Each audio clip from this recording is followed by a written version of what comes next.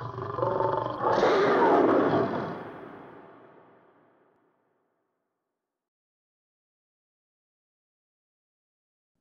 everybody, and welcome to another edition of Tiger Talks. I'm Ken Landau, and today we're very happy to be joined by the swim coach at Colorado College, also the senior women's administrator for the athletic department, and Goodman James. And Ann, how are you this afternoon?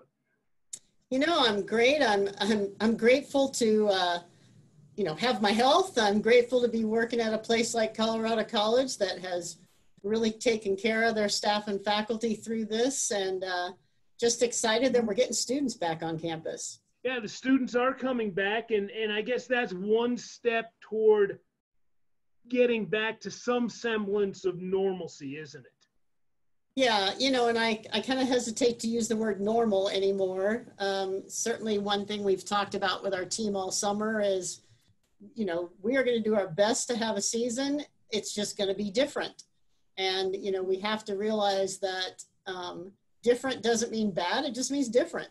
And we're going to approach it in a new way. It's interesting for swimmers. It's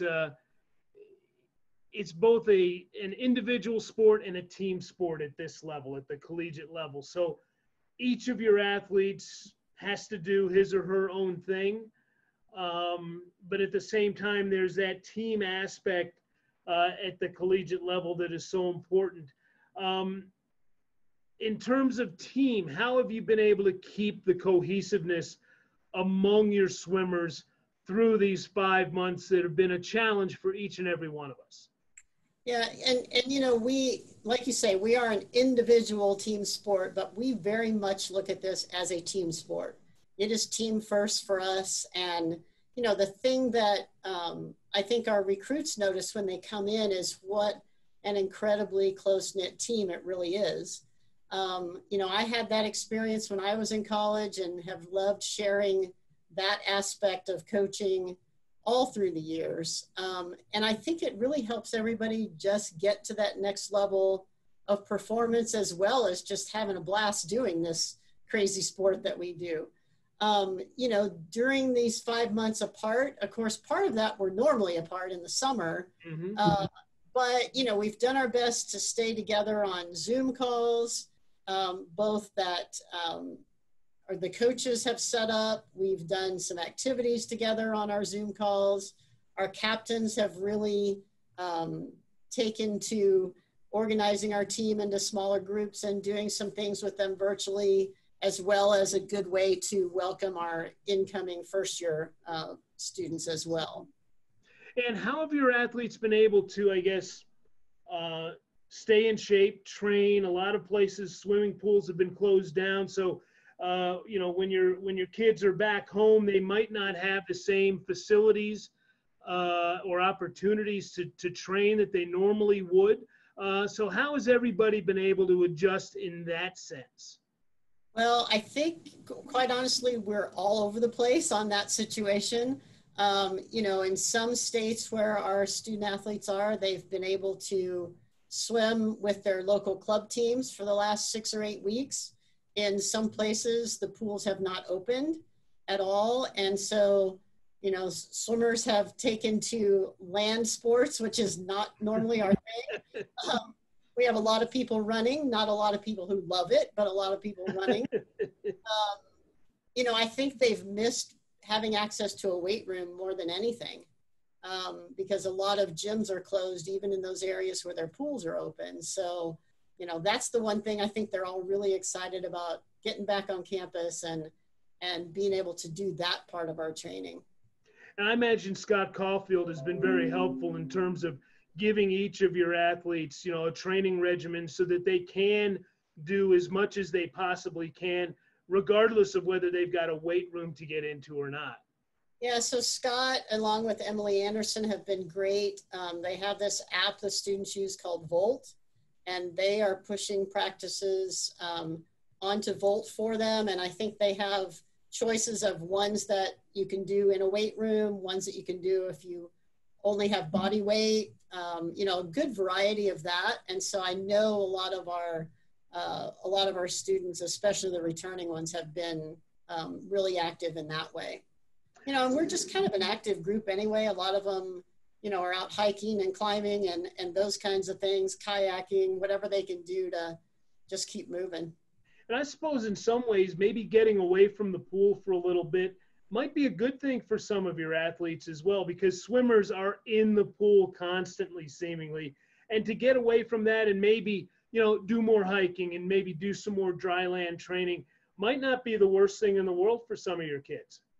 I think both with our team and across the board, across the country, whether it's college or club teams, having people out of the water for that period of time has been kind of productive, actually. We've seen a few meets start up this summer in club swimming, and people are swimming really fast. And I think, one of the best things we can do is do something different. This year's obviously going to be a challenge. We've had a long period of time where they're not training as they normally do. We're going to be, limited in how long our season is. We're going to have to train in small groups. There's a lot of things that are going to be a challenge, but I'm kind of excited about it, actually. It's going to force us to be creative. We have to do things in a shorter amount of time each day, just because we're going to have multiple groups. We have to do a season in a shorter amount of time from start to championship. So it's going to really force us to think, to be creative, and do some things in a different way. I think we're going to learn something from this experience that we'll probably continue to use as we move forward. I know when I came here 14 years ago, I had coached in Division I, and we did the very typical swimming thing of swimming doubles 4 or 5 days a week plus singles on the other days. And that was just kind of a swimming thing. We did well with that, but I always felt like our swimmers never got enough sleep, and sleep is such an important part of adapting to the training that we do and really getting results. And so I kind of weighed, all right, is what we accomplish in the morning, getting them up at 5:30 and getting them in the pool, is that more valuable than their sleep? And I just was not convinced that it was. And so when I came here to Colorado College 14 years ago, I decided, okay, I'm in a new place. I'm going to start this new thing to see how it's going to work. So we went from swimming doubles most days to swimming once a day. I've been here, I said 14 years, and 11 of those years, everybody on the team went lifetime best times. The other 3, almost everyone. And some of the time drops have been just absolutely phenomenal. And having one practice a day kind of puts the onus on me to make those really well planned and purposeful. And we break into a lot of different specific training groups. And then when our swimmers come in, they just really need to be present and get focused and think about details as well as effort. And then they go on and do their own thing. And so, that was kind of a move several years ago to do something less and try to do it better. And I think now I'm forced into looking again at something else that's going to be different. And, how can we, think scientifically as well as what's good for our team psychologically, and, make this a great experience. And I think we're going to learn something that we'll use forever. One of the things that's being discussed is virtual meets, where your swimmers will swim in your pool and whomever else you're competing against will swim in their pool, thus not necessitating travel and being able to socially distance properly. How is that going to work? So I think in swimming, we're really lucky in 2 ways. One is that the chlorine in the pool kills the virus, so we're safe once we're in the water at least. And the NCAA has said it's a low-risk sport. And 2, we're totally based on time. So we can do a virtual meet. We all have automatic timing systems, so it can be very fair. We're talking with a few teams in our conference about doing that in the fall. because we gotta have some opportunities to get up and race, not just train for months and not race till January. Now these won't count for NCAA qualifying times, but it's still going to be a great opportunity to have, more of a racing atmosphere. We're trying to figure out if we might also be able to live stream it at both places so we can also watch each other as well. Right. But, we have the absolute times that we can easily score at the end of every event, even if we can't get that streaming part figured out. That is one of the advantages of swimming, is that, a pool is a pool. Timing is timing. If it's all automatic, no one's going to be cooking the books. At least you hope not. You've been at this for, I'm sorry, go ahead. In the really old days, they used to call those telephone meets, where we would swim at different places and then call each other with the results in between each event. Little handheld stopwatch and yep. Always have to wonder about those things, right? Absolutely. But this is a little more cut and dried. And you've been at this for a while, 45 years as a coach. You've seen a lot. Yep. But back in March, you could have never foreseen what we're dealing with right now. No, I mean, happily in these other 44 years, I have not experienced that. Who would have thought that we would have something that would just totally shut us down? But I mean, it's the reality. And, the big thing is we got to learn to be flexible and resilient. And those are great skills anyway. So here we go. And I would imagine in a lot of ways, this has forced coaches to think maybe a little differently than they're used to thinking. Coaches like to have control over every last detail. There's, when you look up the phrase control freak, I think there's a picture of a coach right there, because, there's, we've got an itinerary, we're going to, and everything is planned out, and that's the way it's going to be. And all of a sudden, all those plans get tossed out the window, and you have to rethink everything from, classroom stuff for your students to training to, what are our safety protocols? What are we going to do for a season? You've been, and every other coach around the country, regardless of the sport, has been tossed into a situation that they're totally unfamiliar with, probably totally unprepared for, because, again, this upsets the apple cart.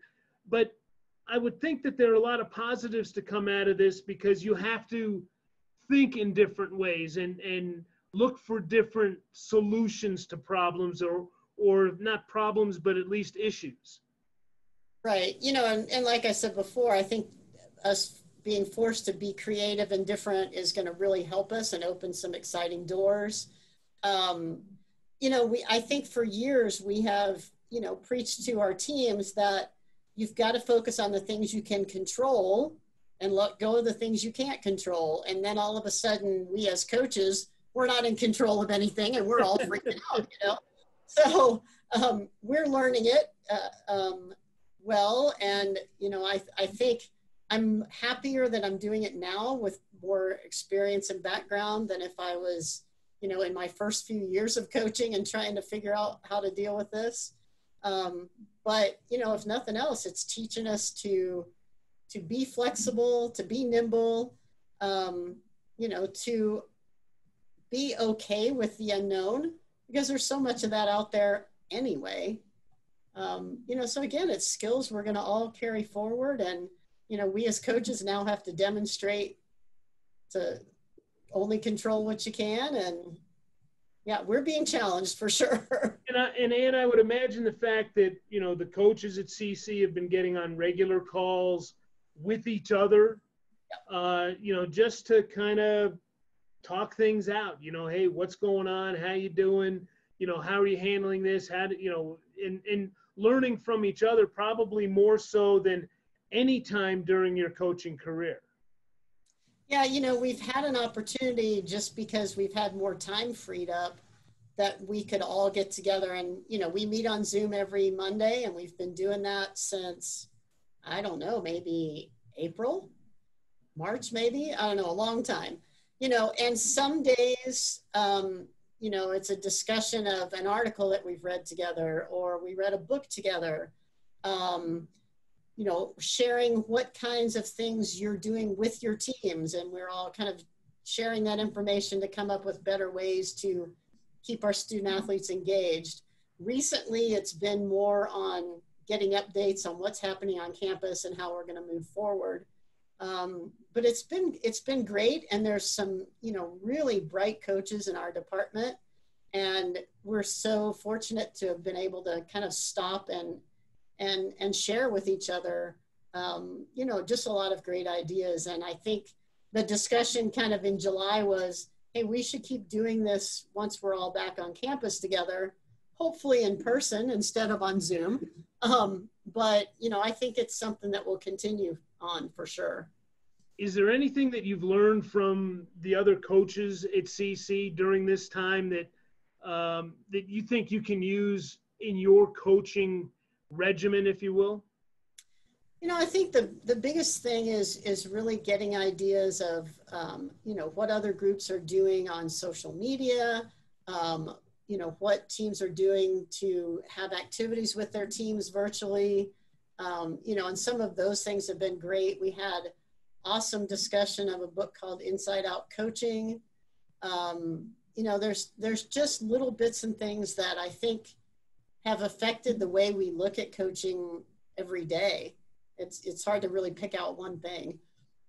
I would imagine, Ann, that once we're able to get back to competition, once we're able to really get back into these things, that it's going to mean so much more, because for the first 44 years of your career, everything was, you know, kind of taken for granted, I would imagine. You know, well, we've got, you know, this meet on this particular day, and let's get ready and we'll go. And, you know, the first time you're able to actually have a real swim meet the way you've always known it, that's going to have extra meaning for you, isn't it?